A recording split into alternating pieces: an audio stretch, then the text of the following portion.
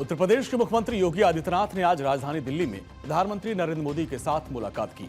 PM Modi और CM योगी की इस मुलाकात को राज्य में होने वाले मंत्रिमंडल विस्तार से जोड़ा जा रहा है। और सीएम योगी के दिल्ली दौरे के बाद उत्तर प्रदेश की सियासत में कयासों का दौर शुरू हो गया है। अब कयास है कि यूपी में बहुत बड़े फेरबदल हो सकते हैं। कहा यह भी जा रहा है कि सीएम योगी संभावित मंत्रिमंडल विस्तार पर चर्चा कर सकते हैं और दोनों नेताओं के बीच तकरीबन 1 घंटे तक मुलाकात हुई, बातचीत हुई है। अब सूत्र बता रहे हैं कि यूपी मंत्रिमंडल में विस्तार, एसआईआर और तमाम ऐसे मुद्दों पर बातचीत हुई है। सीएम के साथ उत्तर प्रदेश के दोनों डिप्टी सीएम ब्रजेश पाठक, केशव प्रसाद मौर्य भी मौजूद हैं। दरअसल यूपी में भारतीय जनता पार्टी में संगठन में बदलाव के बाद अब योगी सरकार के मंत्रिमंडल में भी बड़े फेरबदल की सुगबुगाहट हो गई है। यूपी बीजेपी के प्रदेश अध्यक्ष पद पर पंकज चौधरी के निर्विरोध चुनने जाने के बाद पार्टी और सरकार दोनों लेवल पर बहुत ही व्यापक बदलाव की तैयारियां चल रही हैं। अब सूत्र बता रहे हैं कि आने वाले दिनों में योगी मंत्रिमंडल का विस्तार हो सकता है। पुनर्गठन लगभग तय माना जा रहा है और इसी को लेकर आज प्रधानमंत्री मोदी से सीएम योगी आदित्यनाथ ने मुलाकात की और मंत्रिमंडल में कई नए चेहरे शामिल होंगे। कुछ मौजूदा मंत्रियों की छुट्टी भी हो सकती है और ये फेरबदल केवल नामों तक सीमित नहीं रहेगा, बल्कि संगठन और सरकार के बीच संतुलन, सामाजिक समीकरण और आगामी रणनीति को ध्यान में रखते हुए किया जाएगा।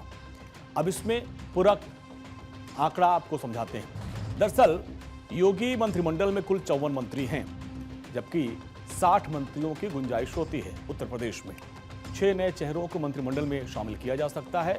संगठन सरकार दोनों स्तर पर मंथन तेज हो गया है। कुछ मंत्रियों को संगठन की जिम्मेदारी दी जा सकती है, सूत्र बता रहे हैं, और कुछ नए चेहरों को सरकार में लाया जा सकता है। सबसे ज्यादा चर्चा है डिप्टी सीएम केशव प्रसाद मौर्य की। पार्टी सूत्रों के मुताबिक उन्हें केंद्र या फिर बीजेपी संगठन में बड़ी राष्ट्रीय जिम्मेदारी सौंपी जा सकती है। अगर ऐसा होता है तो यूपी में डिप्टी सीएम पद का भी पद खाली हो जाएगा और यहीं से शुरू होती है अगली बड़ी सियासी बाजी। दरअसल केशव प्रसाद मौर्य बहुत लंबे समय से संगठन और सरकार दोनों में अहम भूमिका निभाते रहे। केशव मौर्य लंबे समय से संगठन और सरकार में भूमिका निभाई है और वो प्रदेश के अध्यक्ष भी रह चुके हैं। अब ऐसे में केंद्र की सियासत में उनका जाना बीजेपी की राष्ट्रीय रणनीति का एक हिस्सा माना जा रहा है। अगर केशव प्रसाद मौर्य को केंद्र में कोई बड़ा पद दिया जाएगा तो इस वक्त उत्तर प्रदेश में डिप्टी सीएम वो है। ऐसे में डिप्टी सीएम किसे बनाया जाएगा, कई नामों पर चर्चा है और किनके नाम पर चर्चा चल रही है अब आपको भी बताते हैं। डिप्टी सीएम पद के लिए सबसे जो मजबूत नाम है वो है साध्वी निरंजन ज्योति का। केंद्र सरकार में मंत्री रह चुकी हैं ये और यूपी में लाकर डिप्टी सीएम बनाए जाने की प्रबल संभावना है। महिला नेतृत्व को मिलेगा एक बड़ा संदेश। केंद्र और राज्य के बीच बेहतर समन्वय का भी इससे संकेत है। अब सूत्र बता रहा है कि साध्वी निरंजन ज्योति पार्टी के शीर्ष नेतृत्व की पहली पसंद भी मानी जा रही है। इस संभावित मंत्रिमंडल विस्तार में समाजवादी पार्टी से बगावत करने वाले विधायकों को भी तवज्जो दी जा सकती है, उनकी एंट्री हो सकती है। अब उसमें क्या क्या नाम है, सपा से बगावत का इनाम क्या मिलेगा।